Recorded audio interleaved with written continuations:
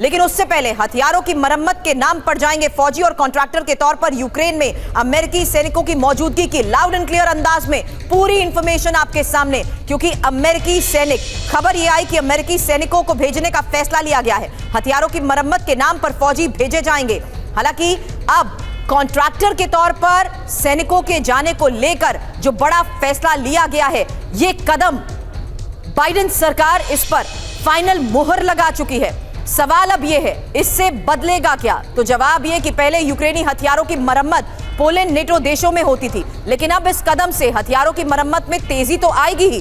बड़ी बात इसमें यह है कि पहली बार यूक्रेन की धरती से यूएस के सैनिक लड़ेंगे। ऐसे में अमेरिका और रूस में आमने सामने टकराव की क्या नौबत आ जाएगी? ये एक बड़ा सवाल है। आपको हम आज अमेरिका यूक्रेन में सैनिक भेजने पर जिस तरीके से विचार कर रहा है, इससे पहले ऐसा कब हुआ, ये इंफॉर्मेशन अब दे रहे हैं, क्योंकि इससे पहले इराक में साल 2003 से 2011 तक अमेरिकी सैनिक ग्राउंड ऑपरेशन में शामिल रहे हैं। अब आपको यह भी बता दें, इसी तरह अफगानिस्तान में भी साल 2001 से 2021 तक अमेरिकी सैनिकों की मौजूदगी ग्राउंड ऑपरेशंस में हिस्सा ले चुकी है। लेकिन अब यूक्रेन भेजा जा रहा है और इसको लेकर प्लान आखिर है क्या? मनीष झा मेरे सहयोगी इस वक्त हमें ज्वाइन कर चुके हैं। और मनीष, अमेरिका के इस कदम का रूस यूक्रेन युद्ध पर क्या असर होगा, इसके बारे में तो करूंगी सवाल, लेकिन उससे पहले प्लान है क्या?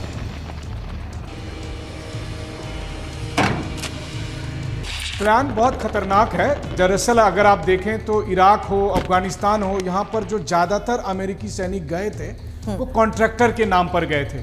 आसान भाषा में समझा जाए तो जैसे रूस के पास वैगनर आर्मी थी, जिसे पुतिन की प्राइवेट आर्मी कहा गया, वैसे ही अमेरिका अपने सैनिकों का प्राइवेटाइजेशन करता है। जब वो इराक में, अफगानिस्तान में उन सैनिकों को डिप्लॉय करता है और उनका पेमेंट जो है वो कंपनियों के जरिए जाता है, और इस तरह से अमेरिकी सैनिक फॉरेन लैंड में अपने ऑपरेशन को अंजाम देते हैं। अब देखिए, जब आशंका इस बात की थी कि रूस और अमेरिका के बीच कहीं जंग ना हो जाए, तो अब उस जंग की पटकथा लिखी जा रही है। और पटकथा कौन लिख रहे हैं? पटकथा खुद व्हाइट हाउस और पेंटागन लिख रहा है। प्रेसिडेंट बाइडेन इस बात को पर सीरियसली विचार कर रहे हैं कि किस तरह से अमेरिकन ट्रूप्स को यूक्रेन भेजा जाए, क्योंकि अब तक तो वो यही कह रहे थे कि अमेरिकन ट्रूप्स को हम नहीं भेजेंगे। अब तक जो लोग जा रहे थे वो नाटो के एडवाइजर के तौर पर जा रहे थे, जिनकी संख्या कम होती थी।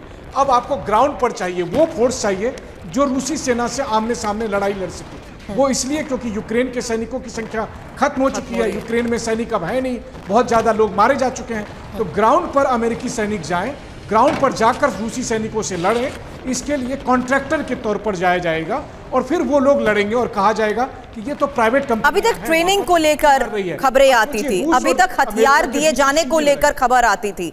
सरल शब्दों में बस इतना बता दीजिए कि रूस यूक्रेन युद्ध का रुख ऐसे में किस तरीके से और ज्यादा एग्रेसिव होते हुए सामने आ सकता है? क्या इनकी डिप्लॉयमेंट कुछ ऐसे क्रूशियल लोकेशंस पर की जाएंगी जहां पर रूस कब्जे के दावे कर रहा है?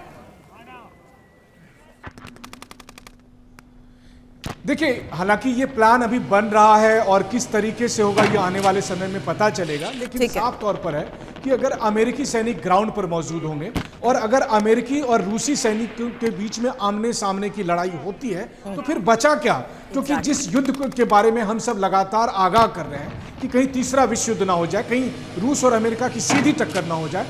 कम से कम दूसरे विश्व युद्ध आज तक ऐसा कभी नहीं हुआ कि रूस और अमेरिका सीधे सीधे लड़ रहे हो। लेकिन यूक्रेन की सरजमी पर वो देखने को मिलेगा जब आप देखेंगे कि अमेरिका और रूस के सैनिक एक दूसरे से लड़ रहे हैं। इसके बाद एक बार अमेरिका के सैनिक जमीन पर पहुंच गए तो फिर नाटो के ट्रूप्स भी पहुंचेंगे ही पहुंचेंगे, और उसके बाद फिर रूस वर्सेस नाटो या फिर थर्ड वर्ल्ड वॉर, जो भी आप कहें, वो होना तय है।